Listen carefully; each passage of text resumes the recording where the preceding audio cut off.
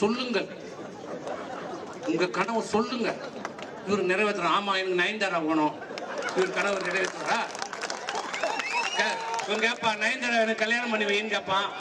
இவர் கனவு நிறைவேற்றுவாரா? பணத்தை வச்சு வீழ்த்தி இல்லைன்னா எவ்வளவு பணம் ஏற்கனவே என்னமோ கொடுத்தாங்க